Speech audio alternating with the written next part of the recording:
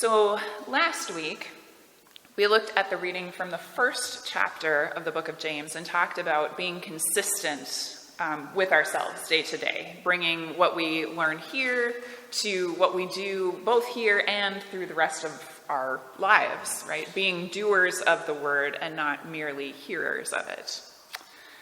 So now here we are in chapter 2, and James is kind of building on that, putting some specific examples with the concept and just taking it to that next level. James asks, how do you treat people based on those first impressions? Right? This example of a rich person in fine clothes arriving along with a poor person in dirty clothes. Which one is preferred? Which one is favored? Which one is treated, or how is one treated differently than the other when they enter? It's getting real now, isn't it? This chapter is calling for that consistency between faith and life again, but putting a little bit more definition to it, putting a little bit more pressure on it. Calling us out. We can start to maybe see our own biases of our lives seeping through the cracks a little bit when we think about this reading.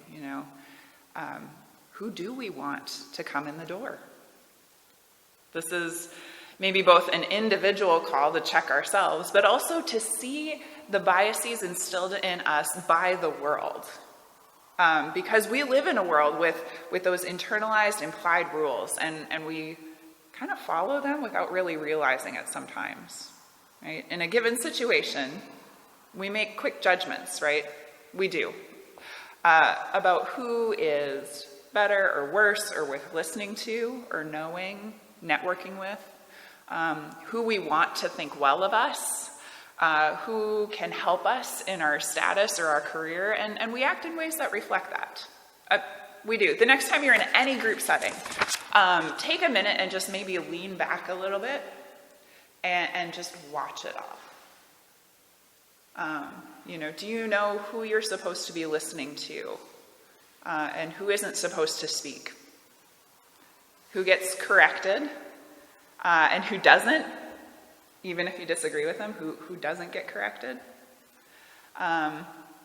Whose ideas need to be repeated by someone else before they're taken seriously? Who isn't in the group at all? Because we have those rules, those ideas. We know them. Those pieces of the status quo that kind of just permeate everything, like tea leaves added to hot water, just permeates everywhere. And we've made those assumptions, based on those things, and we've kind of created our own hierarchy, right? Of authority, popularity, fame, celebrity culture even. We're not going to go too far into the gospel reading for today, but I'd like us to just note that at this point in the gospel, Mark chapter 7, nearly halfway through now, Jesus can't escape notice.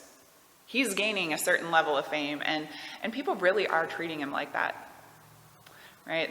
They want to know this healer. And honestly, how beneficial might it be to have someone like that in your circle, right? This person who can just cure people. Hopefully, in hindsight, this much later, we can see past that Jesus does cure and care for those that he encounters, but he's not there to just do it all for us, right, so that we sit back and do nothing. Jesus is there to heal, but also is there to teach and to lead and to change the world, right? To get through to us about what the world could be like now, and that we can do something about it, right? Connecting what we hear and experience here to what we do every other day, connecting our Sunday selves to our Monday selves, like we said last week. Next week is God's work, our hands, where we take a day to acknowledge just that and to do something with it, right? Clean up a park, volunteer somewhere, show kindness, make a difference as a faith community.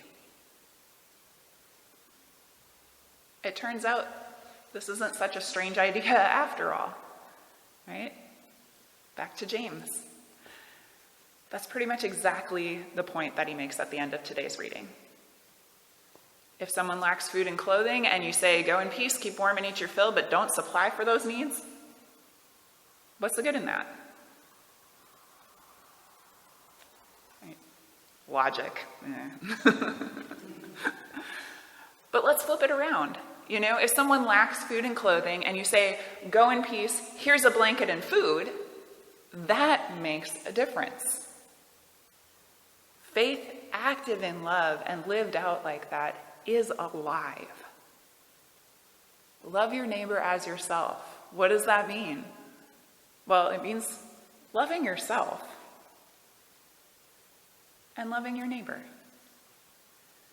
And as we said last week, this is another one of those answers that's lived out by us in our lives every day, right? Doing our best to see through that status quo to the world that could be, right? And finding ways to change the rules so that all are seen and heard and cared for.